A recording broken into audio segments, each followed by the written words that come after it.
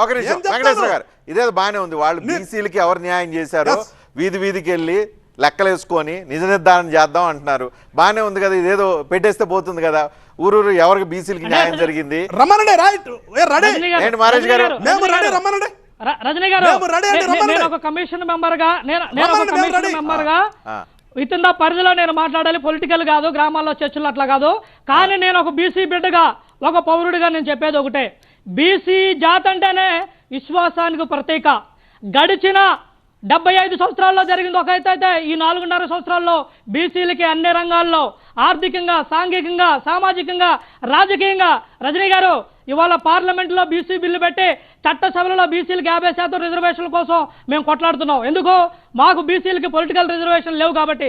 కానీ భారతదేశంలో 29 రాష్ట్రాలు ఉంటే కేవలం ఆంధ్రప్రదేశ్ లో మాత్రమే రాజ్యాధికారంలో 65% ఘనత జగన్మోహన్ రెడ్డి గారిది. ఏం మాట్లాడతావు నువ్వు? ఓరగా వచ్చేసి రాజకీయం కదా రాజకీయం మాట్లాడతావు.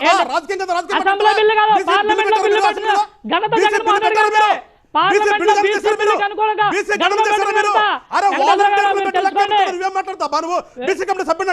వాలంటీర్ తో లెక్కలు ఇప్పించాడు, నువ్వేం మాట్లాడతావు? ఇంకా బీసీ కమిషన్ సభ్యుడు అంటావు, ఏం మాట్లాడతావు?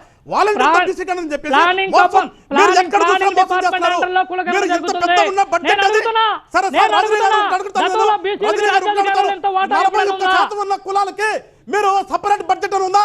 సపరేట్ బడ్జెట్ అని పెట్టగలగారు మీరు. ఇంత పెద్ద ఎత్తున మీరు చెప్తారు కదా 41% లేదు, మీరు 50 అంటున్నారు. 50% ఉన్నటువంటి బీసీ కులాలకి సపరేట్ గా బడ్జెట్ పెట్టగలగారు.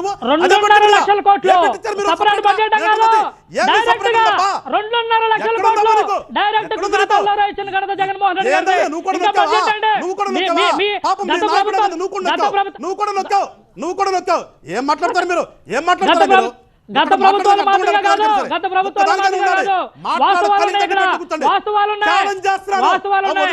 ప్రభుత్వం నువ్వు చేసిన ఘనత అని చెప్పు. నువ్వు చేసిన ఘనత చెప్పు. నువ్వు చేసిన ఘనత అని చెప్పు. నేను నువ్వు చేసిన ఘనత మళ్ళా చెప్తున్నాను. మీరు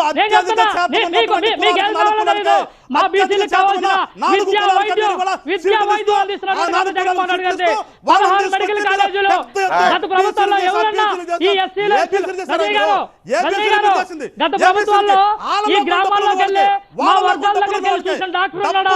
ఇవాళ విలేజ్ క్లినికల్ ద్వారా డాక్టర్ అదే విధంగా గత ప్రభుత్వాల్లో ఎప్పుడన్నా గవర్నమెంట్ స్కూల్స్ లో ఇవాళ మా పిల్లలకి బూట్లు గానీ మొత్తం విద్యా వైద్య రంగానికి ప్రాణం పోతున్న వ్యక్తి వైఎస్ జగన్మోహన్ రెడ్డి గారు.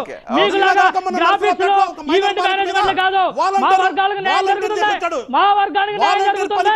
ఎస్సీ ఎస్టీ బీసీ మైనారిటీ వర్గానికి న్యాయం జరుగుతుంది. మా నిలబడుతుంది. మెడికల్ కాలేజీలో